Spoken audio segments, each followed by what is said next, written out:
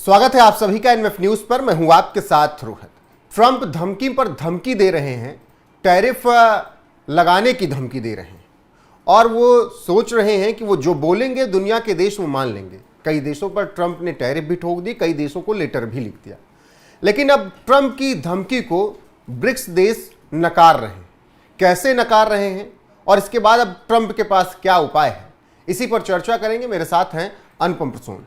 तो ट्रंप की धमकियों को कैसे दरकिनार किया जा रहा है ब्रिक्स देशों की तरफ से, अनुपम जी? देखिए रोहित, ये आपको इसकी जानकारी होगी कि अभी हाल ही में जब ब्रिक्स में सारे देश इकट्ठा बैठे थे और उसमें पहलगाम में जो आतंकी हमला हुआ था उसकी जब सबने मिलकर पुरजोर निंदा की, तो ये बात लगनी चाहिए थी वैसे मिर्च पाकिस्तान को, लेकिन मिर्च लगी डोनाल्ड ट्रंप को। उन्होंने उसके बाद ये धमकाना शुरू कर दिया कि जितने भी ब्रिक्स के देश हैं या ब्रिक्स के साथ बिजनेस करने वाले, ट्रेड करने वाले जितने भी देश हैं, उनके ऊपर हम एक्स्ट्रा टैरिफ लगाएंगे 10% का। आपने देखा होगा। उसके बाद लोग ये समझ नहीं पाए, दुनिया ये समझ नहीं पाई, बड़े बड़े एक्सपर्ट चकरा गए कि आखिर ट्रंप चाहते क्या है। अब बताइए, ब्रिक्स में तो उनका कुछ लेना देना नहीं है, तो ब्रिक्स में क्या चर्चा हो रही है इस पर वो क्यों भड़क रहे हैं? उनको तो बिल्कुल भड़कना ही नहीं चाहिए था, बल्कि उनको तो ये देखना चाहिए था कि कौन सा देश, ब्रिक्स में भी शामिल जो देश हैं उनमें से कितने देश आपके साथ खड़े हैं। आपको इस बात पर चिंता होनी चाहिए। लेकिन वो ट्रेड डील की धमकी वहां भी दे रहे थे। अब ऐसा बाद में इस बात का खुलासा हुआ कि ट्रंप को ये चिढ़न मची क्यों है। ट्रंप इतना जो परेशान है, जो हताश में उन्होंने धमकी दी कि 10% एक्स्ट्रा हम टैरिफ लगाने जा रहे हैं ऐसे देशों पर, क्यों धमकी दी? क्या आपको इस बात की जानकारी है? जी, दरअसल एक नया पेमेंट सिस्टम शुरू हुआ है, cross border payment system. Cross border payment system, जिसे BRICS cross border payment system कह रहे हैं। और सबसे दिलचस्प बात है कि इसके लिए जो एक आइडिया था, वो आइडिया आया भारत की तरफ से ही। भारत का यूपीआई आपने देखा होगा G20 में काफी चर्चा का विषय रहा। लोगों ने इस पेमेंट सिस्टम को, पेमेंट इंटरफेस को देखा था, उस वक्त महसूस किया था करीब से कितना इजी पेमेंट सिस्टम है। ये पूरा इंटरफेस है कि आपके एक क्लिक पर पैसा एक जगह से दूसरी जगह पहुंच जाता है। तो इसी तरह का कुछ पेमेंट सिस्टम लाने की बात ब्रिक्स में चल रही थी। अभी तक क्या है कि डॉलर की मोनोपोली है, पूरी दुनिया में ट्रेड करना है आपको तो डॉलर में करना पड़ेगा। अब इसकी बाध्यता है और भारत ने ये 2022 में ही दुनिया को बताया था, और ख़ास तौर पर तब बताया था जब रूस और यूक्रेन के बीच वॉर की शुरुआत हुई। और उसी बीच आपने ये देखा होगा कि अमेरिका और साथ साथ यूरोप ने रूस के ऊपर प्रतिबंध लगाए, ट्रेड बंद किया। तो जैसे ही ये सब कुछ हुआ, रूस ने एक दूसरा विकल्प ढूंढा और भारत ने कहा कि भाई हम रुपए में आपसे डील करेंगे। सारे ट्रेड रुपए में होने लगे, रूबल में होने लगे। तो ये एक बड़ी, उस समय जो एक प्रयोग हुआ था उसका असर दिखा दुनिया में, और उसका असर दिखने का ही अंजाम है कि आज ब्रिक्स में इस बात पर चर्चा चल रही है कि हम एक क्रॉस पेमेंट सिस्टम बनाएंगे, ब्रिक्स क्रॉस पेमेंट सिस्टम।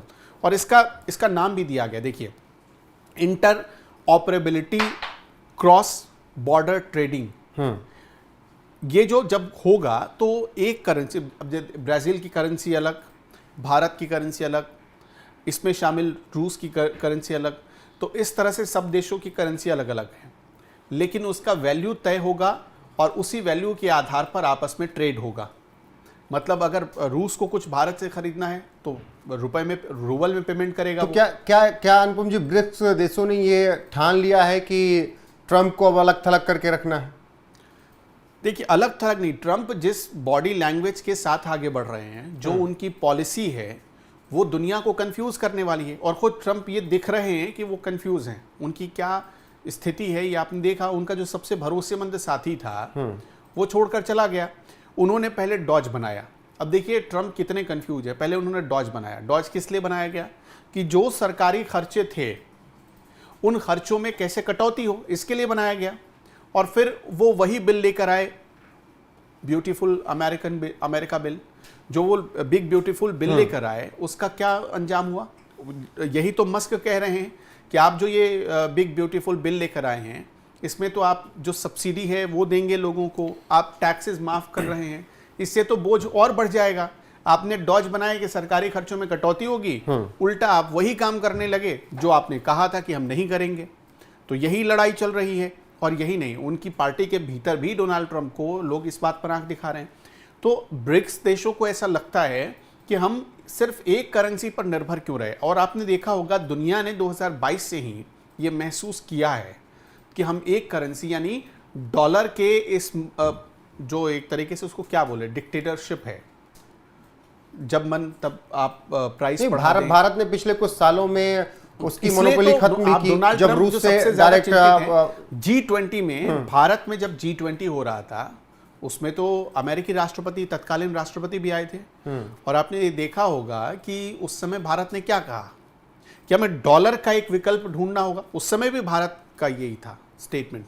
और अब ब्रिक्स भी तो यही कह रहा है ना कि भाई डॉलर का भी हम विकल्प देखना चाहते हैं। और सिर्फ डॉलर में ही ट्रेड क्यों हो, जब इतने सारे हर देश के पास बिल्कुल आसान तरीके हैं और अपने अपने पैसे और ये में तो क्यों होना ट्रेड चाहिए? को और आसान बनाने का जरिया है।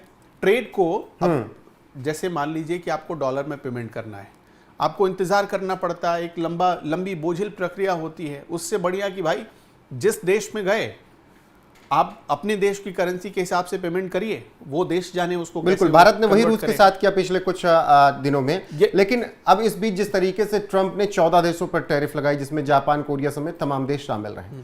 हालांकि भारत को लेकर ट्रंप अभी भी पीछे कदम खींच रहे हैं। अभी तक इस वाले जो 14 टैरिफ देशों पर लगाए उसमें भारत का नाम कहीं नहीं है।